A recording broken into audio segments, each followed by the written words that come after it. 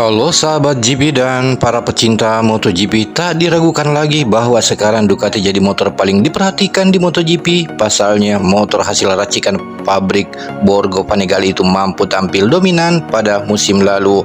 Bahkan untuk musim ini sempat menjadi juara dunia. Tak hanya itu, performa Desmo Sedici tahun lalu pun banyak menuai decak kagum. Pada sisi kualifikasi, paling sering pembalap Ducati menempati grid di barisan terdepan. Jika kedijayaan Ducati terus berlanjut, tak heran jika para pembalap pabrikan lain merasa khawatir dan takut. Apa alasannya kenapa motor asal Italia itu pantas ditakuti pembalap dan pabrikan lain? Namun sebelumnya kami sangat berterima kasih jika Anda mensubscribe channel ini agar kami bisa terus memberi informasi tentang perkembangan MotoGP.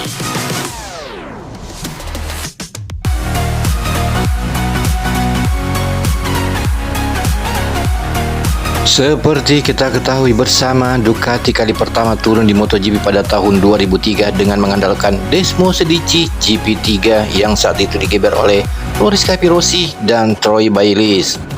Selama 20 tahun turun di MotoGP, sudah banyak yang dikembangkan para insinyur di Borgo Panigale, Bologna, Italia terhadap Ducati Desmo Sedici GP. Kemudian model yang dipakai pada MotoGP 2022, Ducati Desmo Sedici GP22, bisa dibilang sebagai motor yang paling balance sepanjang 19 tahun perjalanan Desmo Sedici di kelas primer. Kemudian sejumlah kemenangan dan finish podium musim ini di beberapa trek yang sebelumnya ditakuti Ducati menjadi bukti betapa stabil dan seimbangnya Desmo Sedici GP22 saat ini. Begitupun ada sisi buruk lain yang mengiringi makin berlangsung Desmo Sedici GP22 sekarang ini. Kini tak ada lagi sirkuit yang benar-benar favorit bagi Ducati. Lalu superioritas Ducati dan sisi top speed juga tinggal cerita masa lalu.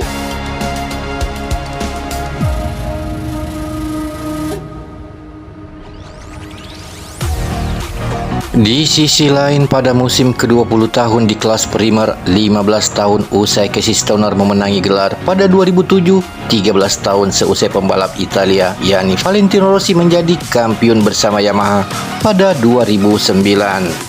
Dan 50 tahun setelah kombinasi motor pembalap negeri spaghetti MV Agusta Giacomo Agostini juara pada 1972. Sementara Francesco Bagnaia dan Ducati akhirnya berjaya menjadi jawara pada MotoGP 2022. Kemudian Ducati memang mendominasi pada MotoGP 2022 dengan menyapu semua gelar yang ada, di mana pembalap konstruktor tim Ducati Lenovo pembalap muda terbaik yakni Marco Bezzecchi dari Munich VR46 Racing, dan BMW Award alias poin terbanyak kualifikasi. Sebagai catatan, pada MotoGP 2022 yang baru saja selesai, Bagnaia mampu merebut 7 kemenangan, sementara total Ducati menyapu 12 finish.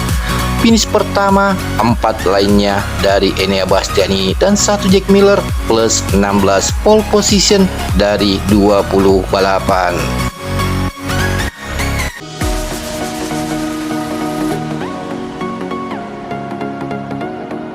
Pendekatan jenius Gigi D'Aligna pada awal musim di mana Ducati Desmo Sedici GP22 terlihat menyulitkan bagi Bagnaia itu bisa dilihat dari banyaknya kecelakaan yang dialaminya.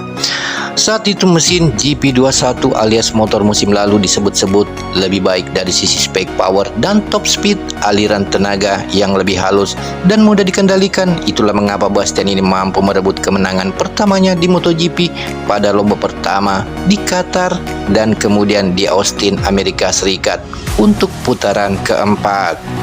Saat semua skeptis dengan GP22, di mana para teknisi Ducati di Borgo Panigale, Bologna, Italia itu terus bekerja keras hingga akhirnya motor ini mampu lebih baik daripada GP21.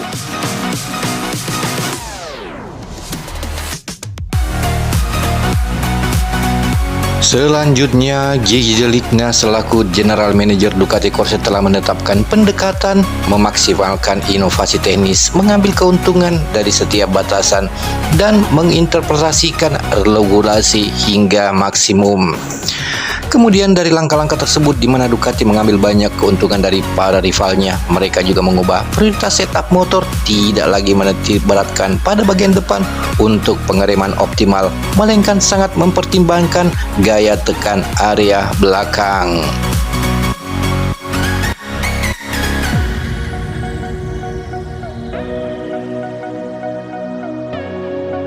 Sementara itu untuk mesin di era MotoGP modern seperti saat ini, faktor ban sangatlah menentukan. Dari situ pendekatan teknis dan pengembangan mesin menjadi sangat fundamental. Sejak musim 2020, Michelin selaku pemasok tunggal ban di MotoGP membuat kompon ban lebih lunak. Alhasil, motor-motor bermesin 4 silinder segaris inline 4 dengan power delivery lebih halus seperti Yamaha dan lebih diuntungkan.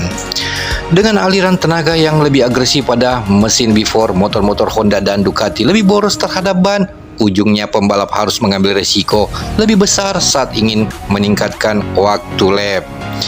Geometri dan pusat gravitasi motor juga menjadi pertimbangan, di mana power besar memang diperlukan, tetapi bukan segalanya.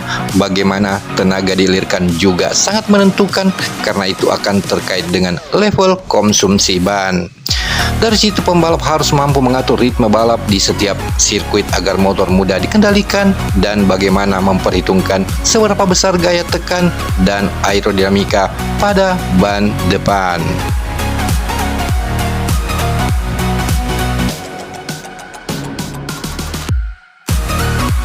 Jika kita melihat perbandingan B4 versus inline 4 dengan regulasi teknik saat ini, mesin 1000cc maksimal 4 silinder dengan bor 81 mm, unit kontrol elektronik seragam, dan lain-lain, kedua jenis konstruksi mesin tersebut memiliki kelebihan dan kekurangan.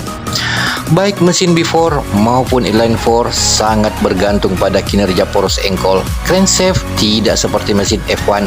Di MotoGP diperhitungkan momen inersia. Ukuran kelembapan benda untuk berputar pada poros crankshaft lah sangat vital. Nilai momen inersia makin jauh posisi massa benda ke pusat rotasi kian besar momen inersia benda tersebut. Sangat mempengaruhi kinerja ban belakang, akibatnya variasi akselerasi yang terlalu cepat bisa menghasilkan pengiriman torsi secara tiba-tiba.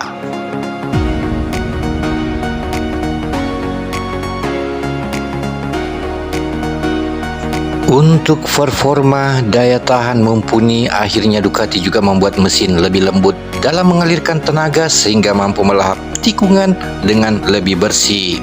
Selalu berada di racing line yang sama dan semburan yang tidak teratur membantu pembalap karena ban tidak terlalu tertekan. Kemudian para insinyur di Borgo Panigale itu juga mampu menemukan kombinasi terbaik dan efektif untuk mesin sasis. Hasilnya para pembalap Ducati mampu lebih cepat di tikungan juga karena rasio torsi tenaga yang lebih bagus, di mana sejumlah sayap mini atau winglet yang fungsional di bagian depan juga mampu mengurangi wheelie, sehingga tenaga yang dialirkan ke belakang bisa lebih maksimum, di mana Ducati juga mereduksi bagian depan GP22 untuk memaksimalkan penempatan piranti aerodinamika.